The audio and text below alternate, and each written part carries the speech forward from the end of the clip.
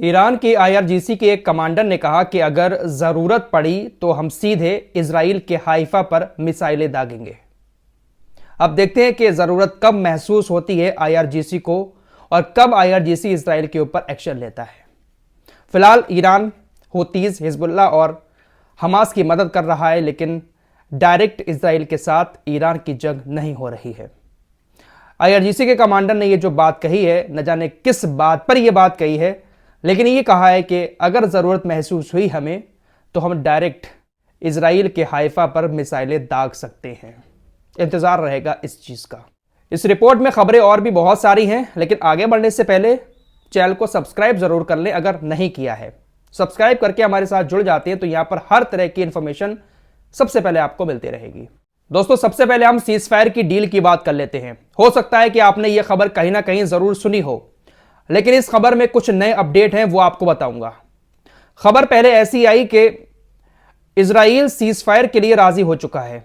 Israel का कहना है कि हम 6 हफ्ते का सीज फायर बंधकों के बदले में करने को तैयार हैं।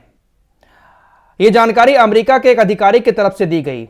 नाम ना बताने की शर्त पर अमेरिकी अधिकारी ने मीडिया को बताया कि इजराइल 6 हफ्ते के सीज फायर के लिए राजी हो चुका है और अब गेंद जो है वो हमास के पाले में है।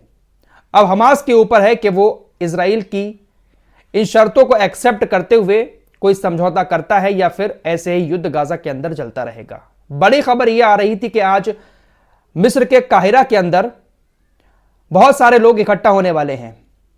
मिस्र, कतर, अमेरिका, इजराइल और हमास का डेलीगेशन आज काहिरा के अंदर मीटिंग करने वाला था। सीज फायर की डील की बातचीत होने वाली थी, लेकिन अब बड़ी खबर यह आ रही है कि इजराइल ने अपने अधिकारियों को काहिरा भेजने से मना कर दिया है। इजराइल ने कहा है कि हम सीज फायर की डील के लिए काहिरा में अपने अधिकारियों को इसलिए नहीं भेज रहे हैं क्योंकि हमास ने अभी तक हमारे जो बंधक हमास के कब्जे में हैं, कितने बंधक जिंदा हैं, उसकी लिस्ट हमें नहीं दी है। जब तक हमास हमारे जिंदा बंधकों की लिस्ट हमें नहीं देगा, हम किसी तरह की बातचीत के लिए काहिरा नहीं जाएंगे। आज रात को बातचीत होने वाली थी, सब लोग इकट्ठा होकर डील को लेकर आगे बढ़ने वाले थे, लेकिन इजराइल ने एक ये नया दांव चल दिया कि हमास हमें लिस्ट नहीं दे रहा है। खबर आ रही है कि ओआईसी एक बार फिर से गाजा को लेकर 5 मार्च को ढोंग करने जा रहा है। मैं इसको ढोंग ही कहूंगा। ओआईसी की तरफ से ऐलान किया गया है कि वो एक एक्स्ट्रा ऑर्डिनरी सेशन 5 मार्च को गाजा को लेकर करने वाला है और इसमें बहुत सारी बातें गाजा को लेकर की जाएंगी। सिर्फ और सिर्फ नौटंकी की जाएगी, जुमलेबाजी की जाएगी इस मीटिंग में भी। ईरान के राष्ट्रपति इब्राहिम रईसी ने कतर के अमीर से मुलाकात करते हुए कहा कि दुनिया भर के जितने भी इस्लामिक देश हैं, सभी देशों की मस्जिदों में गाजा को लेकर बहुत सारी बातें लोगों को बताई जाएं, जागरूक किया जाए। कतर के अमीर ने इब्राहिम रईसी से कहा कि हमारे कहने पर अमेरिका गाजा में सहायता भेज रहा है। वो जो एयर ड्रॉप किया है, खाने के पैकेट गिराए हैं, इसको लेकर कतर कह रहा था कि हमारे कहने पर अमेरिका ये काम कर रहा है। इस पर इब्राहिम रईसी ने कहा कि गाजा के लोगों को अमेरिका की इस मदद की जरूरत नहीं है। अगर अमेरिका को कुछ करना है तो इजराइल ने जो नाकाबंदी कर रखी है उस नाकाबंदी को हटाए।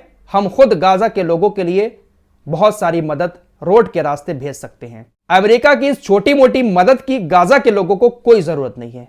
दोस्तों, 3 दिन पहले आप खबर सुन चुके हैं कि गाजा के अंदर एक चौराहे पर खड़े होकर बहुत सारे लोग मदद के ट्रक का इंतजार कर रहे थे। इजरायली सेना ने अंधाधुंध गोलीबारी की, सैकड़ों लोग मारे गए, हजारों लोग घायल हो गए। अमेरिका ने इजराइल से कहा था कि आप इस मामले की जांच करें, क्योंकि अमेरिका भी कह रहा था कि हमें यकीन नहीं हो रहा है कि ऐसे गोली चलाई गई है, हमारे पास कोई सबूत नहीं है, लिहाजा इजराइल को इस मामले की खुद जांच करनी चाहिए। इजराइल को खुद जांच करनी चाहिए।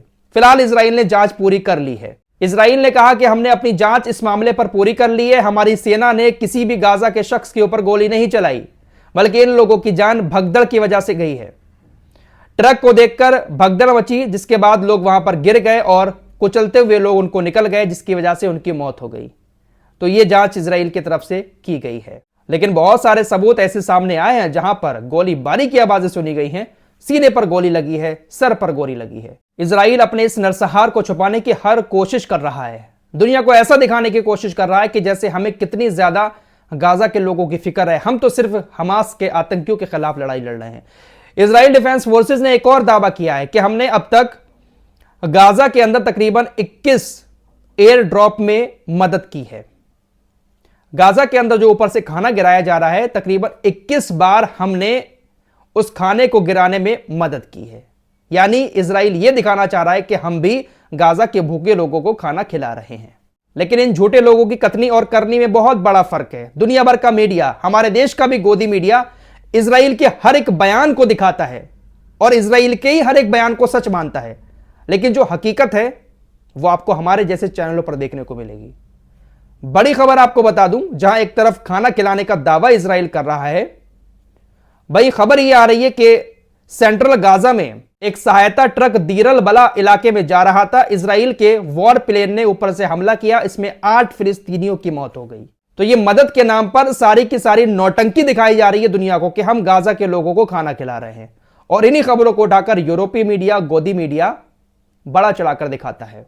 दोस्तों, लास्ट वीडियो में आपको बता चुका हूं कि ब्रिटेन का जो जहाज हुतीज के हमले के बाद समुद्र में डूबा है, उसको लेकर अमेरिका चेतावनी दे रहा है कि पर्यावरण को इससे खतरा हो सकता है। वो चेतावनी इसलिए दी जा रही है क्योंकि जो जहाज डूबा है उसमें 21,000 metric ton ammonium phosphate sulphate भरा हुआ था। 21,000 metric ton ammonium phosphate sulphate समुद्र में घुल चुका है। इसी को लेकर कहा है कि यह पर्यावरण के लिए काफी खतरा पैदा कर सकता है। 21,000 मैट्रिक टन अमोनियम सल्फेट के समुद्र के पानी में मिलने के बाद उधर से कोई जहाज गुजरेगा तो उसके ऊपर इसका असर थोड़ा बहुत जरूर दिखाई देगा।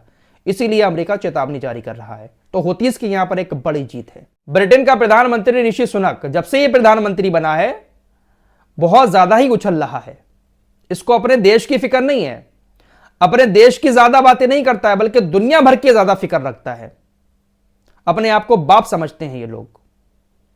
इसने कहा कि देखिए, इस्लामी चरमपंथी और धुर दक्षिणपंथी एक ही सिक्के के दो पहलू हैं। धुर दक्षिणपंथी संगठन बहुत सारे यूरोप के देशों में हैं।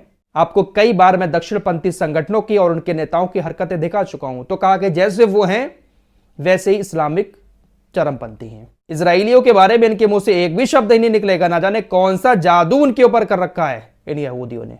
इन नमूनों की एक और तस्वीर सामने आई है। एक घर में घुसकर इन्होंने फिलिस्तीनी महिलाओं को पहले मार दिया और उसके बाद उनके कपड़ों को पहनकर मजाक उड़ा रहे हैं। दुनिया भर में बहुत बड़ी बड़ी बातें महिलाओं को लेकर की जाती हैं, लेकिन खुलेआम महिलाओं की बेइज्जती हो रही है, लेकिन किसी के कान पर कोई जू तक नहीं रेंग रहा है। मेरे दोस्तों, ये वो खबरें हैं जिनको आप शेयर किया करें, दिखाया करें कि हकीकत है क्या, मीडिया क्या दिखा रहा है और असली हकीकत क्या है गाजा की। दोस्तों, लगातार हम इन खबरों पर बात इसीलिए कर रहे हैं क्योंकि ये खबरें मीडिया नहीं दिखा रहा है।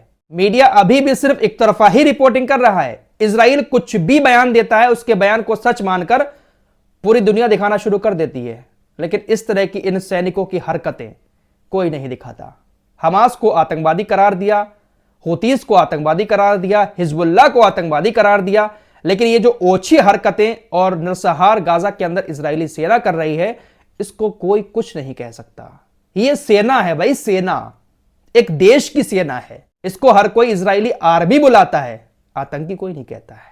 आप लोग ऐसे ही प्यार मोहब्बत बनाए रखें, इनकी ऐसी हरकतें हम आपको दिखाते रहेंगे। इस रिपोर्ट में इतना ही। मिलते हैं एक और नई वीडियो के साथ, तब तक के लिए अपना ख्याल रखिएगा। अल्लाह हाफिज।